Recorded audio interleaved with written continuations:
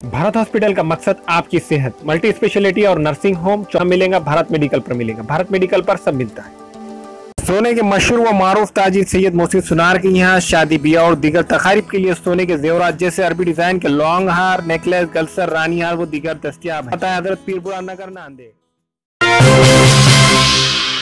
मुझे लगता है कि ये बदलने की कोई जरूरत नहीं है। डिवाइडर रूल, ये डिवाइडर रूल की पॉलिसी अख्तियार कर रहे हैं। मैं भी आया, मुझे बॉस मिला था। कहाँ गया बॉस? यहाँ है कि नहीं?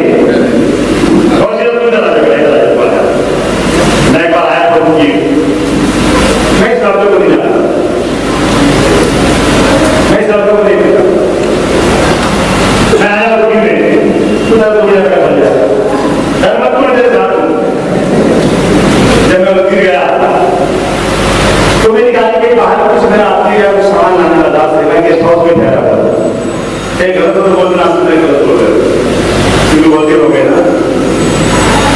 तो ये लड़का गाड़ी में बैठ के आया था। काशी मैं सुबह से आपसे मिलने की कोशिश कर रहा हूँ लेकिन बाहर पुलिस वाले मुझे अंदर घुसने नहीं दे रहे। तब मैंने तरकीब सोची कि आपकी गाड़ी रख के बाहर जाएगी उसमें बैठ गया। तब ये बैठ गया मुझे कहानी क्या सुनाया बदल पूजा कर खबर लगा मेरा अपना सुना क्या मैं उठीर में एक छोटा सा क्लास लाता था। उस क्लास में कंप्यूटर सिखाता था मुसलमानों को। उसमें मुझे एक लड़का आया एक दिन हिमायत बेग नाम का। उसने कहा कि मुझे नौकरी चाहिए, तुमको मस्जिद में मिला देंगे। मस्जिद में मिला था नमाज में और 1500 रुपये महीने काम किया उसने। कितने रुपये पानी का लगा सिर्फ 1500 रुपये कि मैं बेकार मुसलमानों को कंप्यूटर सिखाऊंगा और बाद में मेरे स्कूल में कंप्यूटर क्लास में कंप्यूटर सिखाया। कुछ महीने तक काम किया, उस समय एक दिन गायब हो गया। बोले मैंने बहुत ढूंढा बहुत ढूंढा बहुत ढूंढा ओ मुझे हिमायत तक गिरने के लिए कहाँ ढूंढा हैरान हो गया ढूंढ के नहीं गिरा। लेकिन एक दिन रात में 2-3 बजे कितने बजे आता है? एक दिन रात में 3 बजे हिमायत देख के हाथों में अंदर पैरों में बेड़ी पुलिस वाले तुरंत मसले के बंदूक लिए जूता लिए हुए और एक पुलिस की बलदारी आई और बाहर से मेरे दरवाजे को नॉक किया। मैं सो रहा था, मैं दरवाजा जमीन पे वहां खोला, देखा बंदूक सब घर में घुस गए और सब चेक किया और फिर ध्यान से कि हम सब बाहर निकल रहे हैं। एक आदमी बंदूक लेके अंदर रह गया। हम वहां जा रहे हैं, हम फिर से बाहर से दरवाजा नॉक करेंगे और तुम ऐसे खोलना जैसे कि हम पहली बार आ रहे हैं। सच्चाई सुनो सुनो, इस मुल्क के हुक्मरानों जरा सच्चाई सुनो मुसलमानों की बर्बादी की। इस आदमी ने कहा था दरवाजा बंद किया, चले गए बाहर। फिर बुलाया, फिर इसने इधर आग मिला अंदर घुसने की बात करते तो याद ये सब क्यों देखा ये कपड़े का घर है, बच्चों को सिखाता हूँ पढ़ाता हूँ, यहाँ कहाँ से आगे जाएगी तो ज्यादा बोलेगा सारे तो तुझे भी छोड़ दूंगा। क्या करता लेकिन चले गए सीधा पुनः। उसके बाद आशीष को पढ़ा दिया, पंचनामा कर दिया, सब कर दिया। ये और रेहान को ढूंढने लगे और औरंगाबाद से आगे पहुंची जगह है के बाद नहीं ध्यान तो मेरे दोस्तों नहीं अंकाई तुम भूल गए, मुझे याद है ऐसा लिखा हुआ है रेहान का नानिहाल है कभी उसकी उसको कन्ना से फंसी से पकड़े, उसके पीछे बांधे उसको पुलिस वाले पकड़े, गाड़ी बंद किए लेके गए और पहले ले जा करके नासिक हाईवे के ऊपर उसको बांध के ले जाके और पुलिस वाले आ गए। बहुत सारे काम का ब्लास्ट किया। अरे नहीं बहुत उसको फिर उसको मुंबई ले गए। एक कुर्सी पर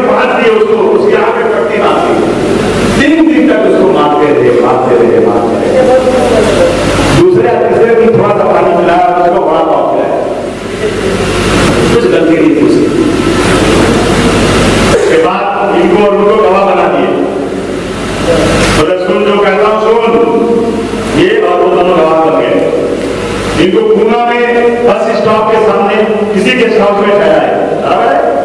और रोजाना बुलाकर सुबह से शाम तक ट्रेनिंग करते थे कि तुमको गवाही कैसे देना है। उन्होंने गवाही दे दिया जैसा उन्होंने बोला। मुझे ये भी कहा उसने, तुम्हारा दूसरा साथी, जब मैं गवाही देने गया तो मैंने सोचा तुम जज के सामने खड़ा, मुझे क्या डर? मैंने कहा जज साहब मुझे पकड़ के जबरदस्ती लाया गया, मैं कुछ देखा नहीं, मैं हिमायत बेग के खिलाफ कोई चीज नहीं जानता। पुलिस ने एक स्टोरी बनाया और मुझको कहा कि तुम साइन करो, गवाही करो।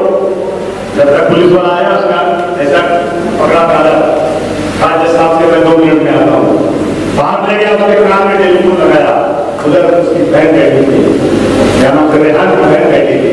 रेहान की बहन ने बोला बेटा ये जो कहते हैं वैसा कर दो वरना हमारी जान कर देंगे। और उसी गवाही के ऊपर हिमायत बेग को फांसी की सजा हुई। ये रो रहे चिल्ला रहे कि मैंने गलती किया, मैं क्या करूं? एक दिन आशीष खैतान नाम का एक बहुत बड़ा पत्रकार दिल्ली से इनके पास आया और कमरे में बैठकर जेल से इस्तेमाल किया। इन्होंने सच्चाई को बता दिया, उसने सब का सब टेप कर लिया वीडियो में, बचाकर सब इंटरनेट पर डाल दिया। जब इंटरनेट पर डाल दिया तो पुलिस वाले आपके पास आए, आपको पता है तुम्हारी हिम्मत कैसे पड़ी? उन्होंने मुझे बताया, मैंने इनको बुलाया नागपुर में आला पाटिल साहब, आरिफ नसीम साहब, सबके सामने मैंने इनको और इनके साथी रेहान को और हमारे प्रोफेसर के नाम का टीचर कहाँ है वो खुर्शीद आलम साहब कहाँ है? सही बोलो मैं बोल रहा हूँ। मैंने आप तीनों को पेश किया और मैंने कहा पाटिल साहब को मुझे जवाब चाहिए इनका। पाटिल साहब ने टेलीफोन लगाया, उस वक्त के एटीएस के चीफ राकेश मारिया साहब, और मारिया साहब ने कहा कि देखो ये लड़का तुम्हारे बारे में कह रहा है कि तुमने इसको जबरदस्ती फंसाया और इसको मारा और तुम लोगों ने परेशान किया। तो मारिया साहब ने कहा कि रेहान से पूछिए कि अल्लाह की कसम खा के बोलेगा। तो रेहान ने कहा मारिया साहब मैं अल्लाह की कसम नहीं, मैं हमसे बयान देता हूं कुरान पे हाथ करके। आपने कहा था कि हमें हम लोगों को तुम मुसलमानों को बर्बाद करने के लिए रखा गया है।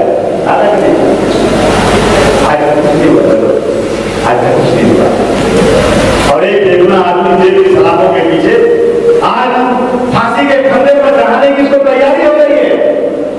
आज इस मुल्क में क्या हो रहा है इसलिए मैं आपके पास लग रहा है। आज एक तरफ बेगुनाह मुसलमानों को जेल की सलाखों के पीछे डाला जा रहा है, हमारा कोई नुकसान हाथ नहीं, हमको कोई मदद करने वाला नहीं। एक तरफ मुसलमानों के हालात सच्चा कमेटी कहती है कि मुसलमान SC ST से भी ज्यादा कम लोग हैं। अभी मैं असेंबली में हूं, जब बजट आता है SC में, आज मालूम है आपको SC ST की तादाद महाराष्ट्र में तकरीबन 20 से 25% है, बराबर 20 से 25%, 100 में 20-25 को मिला दो ना SC ST और मुसलमान, उसका मुसलमान के साथ Buddhist, Jain, Christian, non Buddhist और उसके बाद अभी इन्होंने यहूदी, पारसी, इन सबको मिला दिया तो 25%। मुसलमानों की तादाद SC ST से थोड़ा बहुत ज्यादा है, लेकिन बजट कितना मालूम है आपको? मैं विरोध नहीं करता SC ST के बजट का, और दीजिए मुझे खुशी है, उनकी हालत बहुत खराब है। उनका बजट 10,000 करोड़, कितना?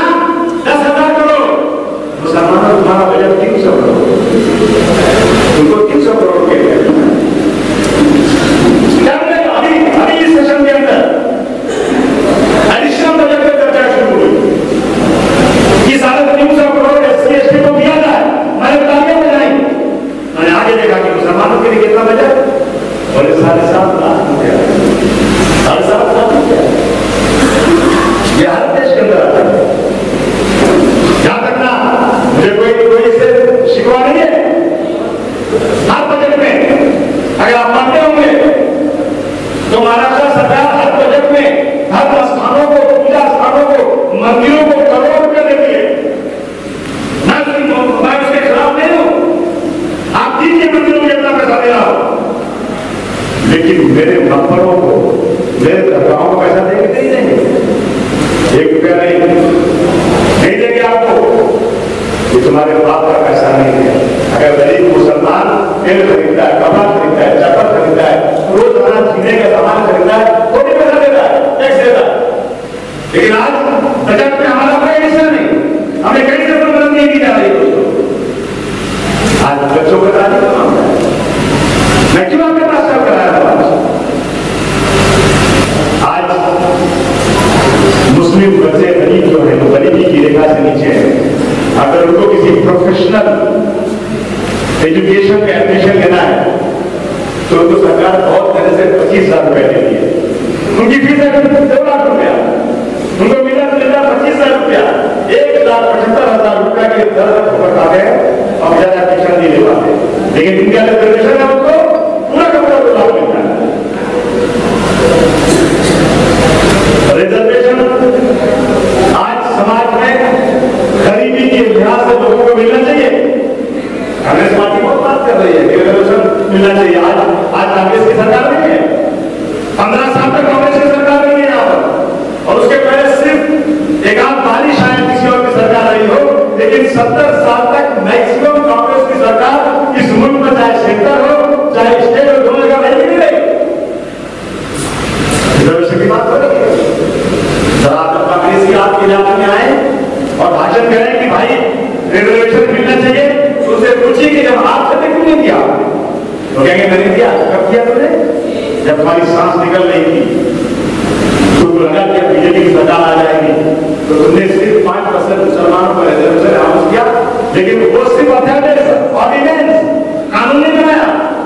कानून बनाने का मतलब कि सारे एमएलए को बुलाया जाता, और जब मेजॉरिटी थी कांग्रेस की सरकार थी, तो कांग्रेस को ये बिल पास करना चाहिए था कि हमने 5% रिजर्वेशन मुसलमानों को तालीम में नौकरी में दिया, और सब हाथ उठा के हाथ धोते ना तो कानून बन जाता, फिर कोई बीजेपी या कोई शिवसेना उसको डाल नहीं सकती।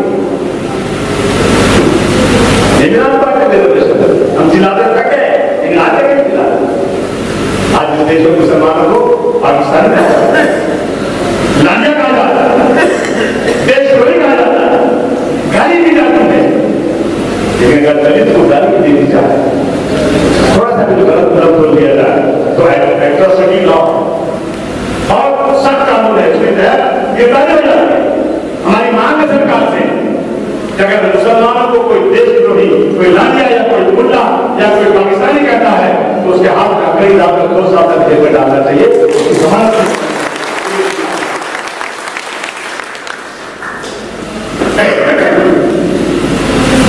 1947 में कहा गया था कि देश का कानून बनेगा, और वो कानून इस मुल्क में रहने वाले सब मजहब को, हिंदू भाई मंदिर बनाकर पूजा कर सकता है, तो मुसलमान मस्जिद बनाकर अजान देके अपनी इबादत, अपनी नमाज पूरी कर सकता है।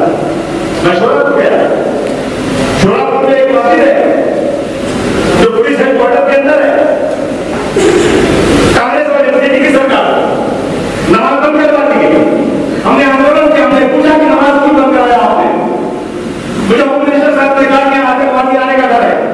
मैंने कहा कि आतंकवादी कोई आए नहीं, लेकिन आपको मालूम है पहले से, और हमें मालूम है कि हमारे पास रिपोर्ट है कि यहाँ आतंकवादी आएंगे और नमाज के बहाने यहाँ हमला करेंगे, इसलिए हमने प्रिकॉशन लेकर के, एहतियात लेकर के इस मस्जिद में नमाज रोक दिया।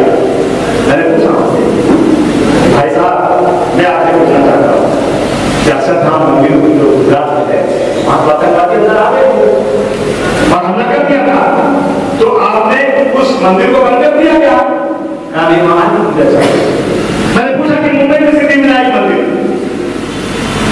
मैं किसी मंदिर के मुखालफत नहीं कर रहा हूं, लेकिन मुंबई में सिद्धिविनायक मंदिर को चारों तरफ से बाउंड्री लगा दी गई और बाहर पड़कर पुलिस वाले बंदूक लेकर बिठाए गए हैं, क्योंकि आतंकवाद का खतरा है और कोई आतंकवादी ग्रुप वहां मंदिर पर हमला कर सकता है।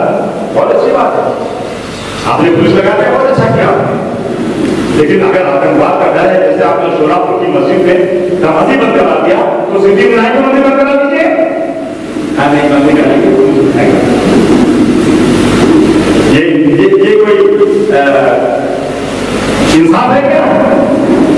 याद रखिए दोस्तों, अगर अक्षरधाम मंदिर पर कोई आतंकवादी हमला होगा और आतंकवादी मारा जाएगा, अगर कश्मीर के रघुनाथ मंदिर पर कोई आतंकवादी हो, आतंकवादी मारा जाएगा, तो फिर बाबरी मस्जिद पर भी कोई गोली चलाएगा, तो वो आतंकवादी भी मारा जाने के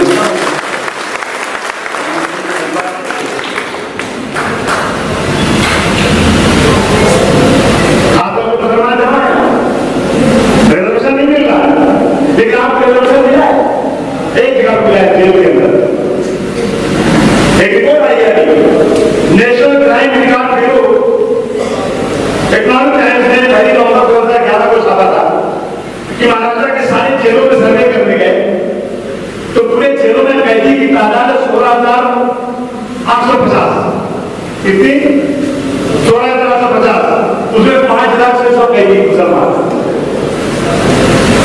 शहर में कितने, प्रदेश में कितने मुसलमान हैं? 13.5%। और जेल में कितने हैं? 35 से 40%। जेल में रिजर्वेशन नहीं किया। और जब उनका सर्वे हुआ तो उसमें जो कन्विक्शन हुआ है, उसमें कन्विक्शन में भी 40% मुसलमानों को सजा दी गई।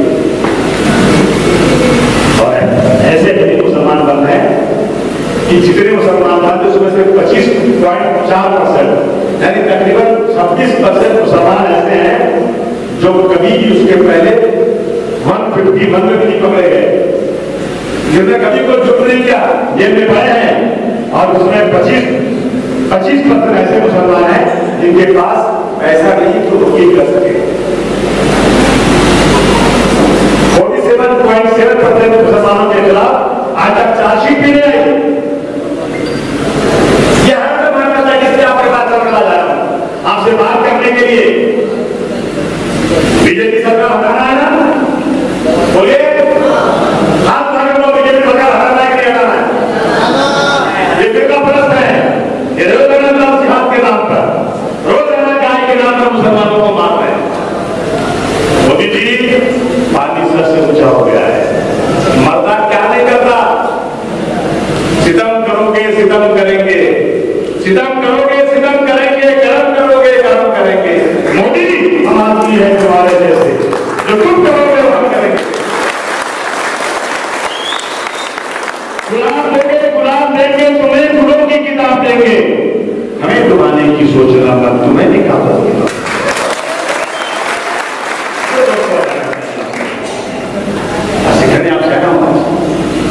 इस मुल्क को आजाद कराने में मुसलमान कहीं पीछे नहीं रहा। आज सब्सिडी बंद हो गई। कह रहे हैं सब्सिडी इसलिए बंद कर दिया कि मुसलमान कहता है कि हम वो पैसा नहीं लेंगे, किसी और से पैसा लेकर हज नहीं करेंगे। वाह वाह, बड़ी जल्दी मान के मुसलमानों की बात। हमें चाहिए हम सब्सिडी, किराया कम करो, मुसलमानों से पैसे कम लो। लेकिन हज सब्सिडी खत्म कर दी गई है। मदन खुराना, केदारनाथ साहिनी, वाजपेयी, अडवाणी सब आज जमाने से चिल्ला रहे हैं कि मुसलमानों को तुष्टीकरण किया जा रहा है, मुसलमानों को खुश किया जा रहा है। तो मुसलमानों को खुश करने वाले बात आकर के नरेंद्र मोदी ने खत्म कर दिया। मैं पूछना चाहता हूं भाई कि अगर आपके पास पैसे नहीं सब्सिडी देने के लिए, तो अमरनाथ यात्रा के जाने वालों को पैसा देते कि नहीं देते? आप उनकी सड़क बनवा देंगे, मुझे कोई एतराज नहीं है, बनवाइए ना। लेकिन डॉक्टर साहब बैठे हैं, आप एक बात को इनकार नहीं कर सकते कि कुंभ मेले में इसी सरकार ने 2,500 करोड़ नासिक के लिए दिया था और अगले साल और बढ़ाने वाली थी। हमें एतराज नहीं है, दीजिए पैसे, लेकिन हमारे लिए दरवाजा क्यों बंद है? ये दरवाजा खोलना है कि नहीं खोलना है? दरवाजा खोलना है, कुछ करना पड़ेगा। कैलाश मानस सरोवर, सिंधु दर्शन, मध्य प्रदेश की सरकार ने 3,400 करोड़ रुपया कुंभ मेले के लिए दिया। क्या कहा मालूम है? अगले साल 5,000 करोड़ देंगे। हमें देख दोगे? हम ये स्कूल के रहने वाले हैं। मुझे उस दिन बहुत अफसोस हुआ जिस दिन पूना का केस आया मेरे पास। पूना का एक लड़का मुहसिन नाम का, जो कंप्यूटर इंजीनियर था, कंप्यूटर प्रोफेशनल, उसको मार दिया उन्होंने, पकड़े गए लोग, कोर्ट में मुकदमा गया। और जज साहब ने जो जजमेंट दिया, तो जजमेंट में क्या लिखा मालूम है? जरा सुनो कान लगा के। कहा कि मुहसिन की गलती थी कि वो मुसलमान था। सुनो मुसलमानों, जज साहब कह रहे हैं कि मुहसिन की यह गलती थी कि मुहसिन मुसलमान था, और जिसने कत्ल किया वो आदि मुजरिम नहीं है, उसने इसके पहले कोई कत्ल नहीं किया, उसके जज्बात को भगा दिया गया था धर्म के नाम पर, इसलिए उसने कत्ल किया, इसलिए उसकी जमानत दे दी जाए। इंसाफ है, याद रखना, इंसाफ जालिमों के हिमायत में जाएगा। ये हाल है तो कौन अदालत में जाएगा? ये हाल है देश के लिए चल रहा है।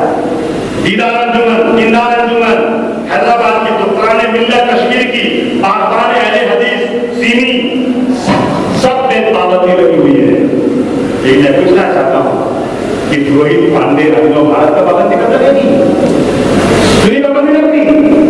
जब पकड़े गए थे उस वक्त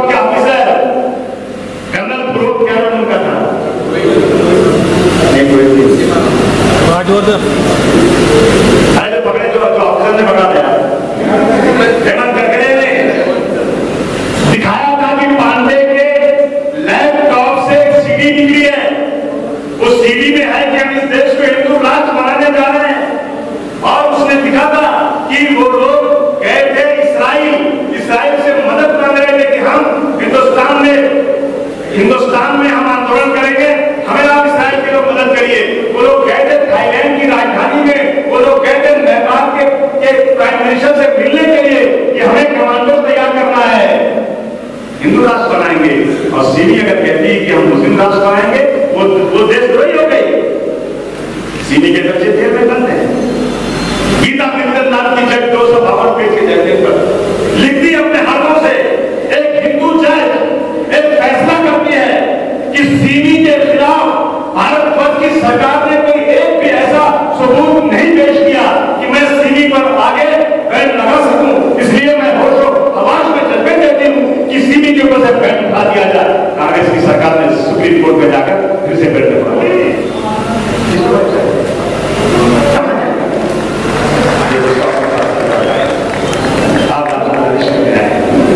इस मुल्क में रहना, बच्चों को इज्जत से पालना। आज इस मुल्क के अंदर मुसलमानों को बदनाम किया जा रहा है कि मुसलमान इस मुल्क के अंदर आतंकवादी हैं। मैंने कहा था हाउस के अंदर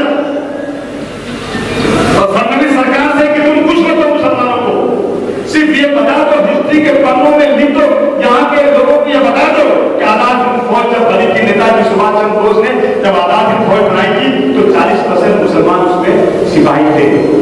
और उस वक्त 1.25 करोड़ रुपया देने वाला कोई और नहीं था, बल्कि एक साहब थे जो गुजरात के रहने वाले थे, उन्होंने 1.25 करोड़ रुपया उस वक्त चंदा किया था। ये बताओ यहाँ के मुस्लिमों को, ताकि उनके अंदर से नफरत खत्म हो जाए मुसलमानों के। ये बताओ दोस्तों, कर्नल हबीबुर रहमान, अशरफ मंडल, आबिद हयात, अख्तर अली खान, अहमदुल्लाह, ताजुद्दीन, ये सब आजाद हिंद फौज के सिपाही थे। और आज भी मुसलमानों के साथ क्या होता है, इसलिए आपसे कहने आया दोस्तों कि हमें इस मुल्क के अंदर इन फिरका परस्तों के खिलाफ लड़ाई लड़ना है तो बताना पड़ेगा इनको कि मुसलमानों की कुर्बानियां क्या है इस मुल्क के अंदर। नरेंद्र मोदी और फडणवीस से मैं कहना चाहता हूं कि कुछ मत करो, इतिहास के पन्नों को पलटो और बता दो कि इस मुल्क में सारे जहां से अच्छा हिंदुस्तान का नारा देने वाला कौन था, वो मुसलमान था कि नहीं था। बता दो इस मुल्क के अंदर जय हिंद का नाम देने वाला कौन था, मुसलमान था कि नहीं था। बताओ क्विट इंडिया मूवमेंट शुरू करने वाला कौन था, वो मुसलमान था कि नहीं था। आज इस मुल्क में हिंदू मुस्लिम के बीच में नफरत पैदा की जा रही है। मैं आखिर में एक ही बात कहूंगा मुसलमान भाई, हुजूर सल्लल्लाहु अलैहि वसल्लम की बात मानोगे कि नहीं मानोगे? उनके किरदार को अपनाओगे कि नहीं अपनाओगे?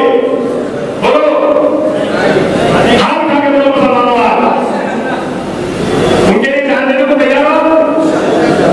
एक काम करो, आज से ये आरएसएस बीजेपी की दुकान बंद हो जाएगी, इनके फिरका परस्ती खत्म हो जाएगी।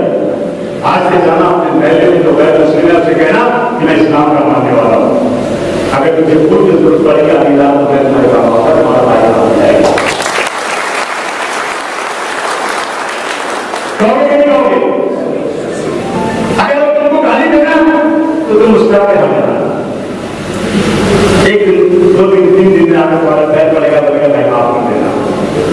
इस मुल्क में इज्जत आपके साथ रहना है ना, हमें अपने गैर मुस्लिम भाइयों के साथ बहुत ही इकराम के साथ ऐसा पेश आ जाओ कि जिस तरह हुजूर सल्लल्लाहु अलैहि वसल्लम जब गए थे ताइफ के अंदर, आपको लोग मान कर दिया गया, जिब्रील अलैहिस्सलाम आए, पहाड़ों का फरिश्ता आया, कहा कि एक बार हुक्म कर दीजिए, दोनों पहाड़ों को मिला देता हूँ, पूरी बस्ती को धंसवा कर देता हूँ। आपने कहा ये नादान होते हैं, करोगे ना? बोलिएगा, हिंदू मुस्लिम एकता करोगे कि नहीं करोगे?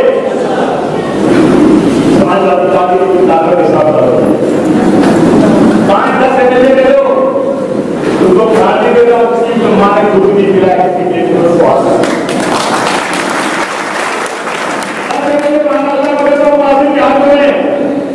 मजबूत कर दो सैयद मोइन को और आराम से बैठो घर में, कोई भाई के लाभ में ताकत देखते हाथ लगाते तो धूप लगा वासी के मुंह का कोई अपने बाप के औलाद में अगर मैंने